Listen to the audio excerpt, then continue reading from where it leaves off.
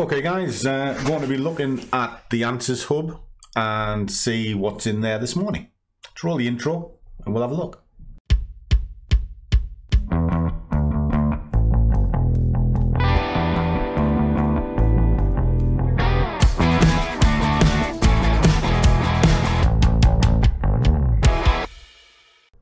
And a warm welcome, one and all. First thing I'm going to do before I look at that is have a coffee. Why? Because we all know Scruffy likes a coffee.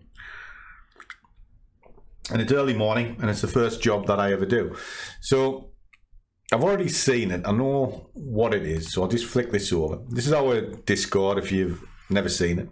The guys get into it pretty much all day. So it's a nice community to be involved with. And we come here. Now, sometimes I get a little bit lazy and I don't like typing things out. So in the answers hub, I just come to camera and I'll answer whatever questions on their mind. And that's what we're doing here. So where we're up to little smiler. So a little salute to you, my friend.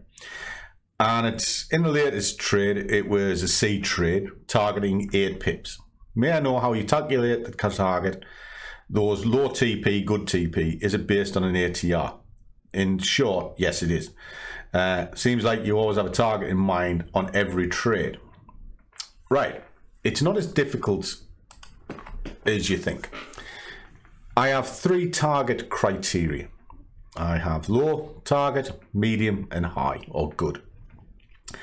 And the way it's worked out is I look for the average trade first.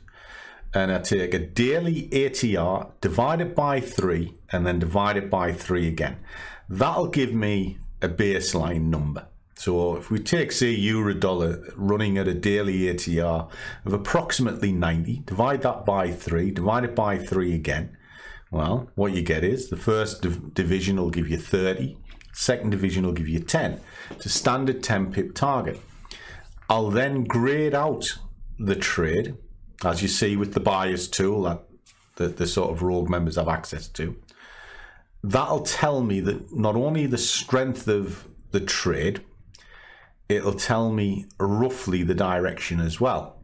So in this case, it was a C trade, so it was going to be pretty risky because I prefer to trade A and B setups.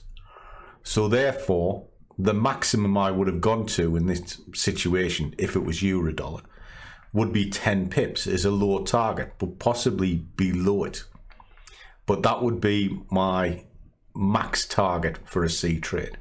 Now, if it was a medium trade, it would be the baseline times one, like an extra half. So it might be 15 pips.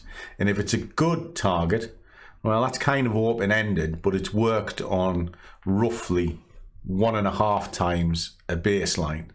And that'll give me a decent target to work to.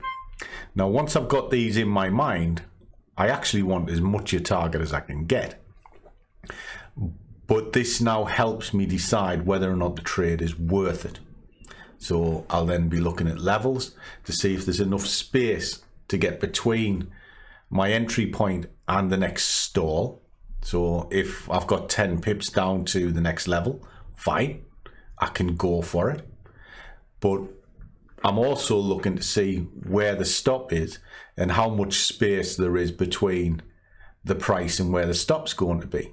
Now, the space upwards might be 30 pips. So I've then got to ask, is it worth it? And the way that I figure that out is I look to see if there's barriers in the way. Well, if there is, brilliant. I'll just go to market, but I'll stage into it backwards to reduce the exposure. But that's roughly what I do. So in short, yes, I use an ATR. I divide it by 3, divide it by 3 again, gives me a baseline target to work to, and then I just grade the trade as to whether it's good, bad, or indifferent. Hope that helps. And as always, trade well, keep your risk managed, but above all, do what you love, and the money will follow. See you all in the next one.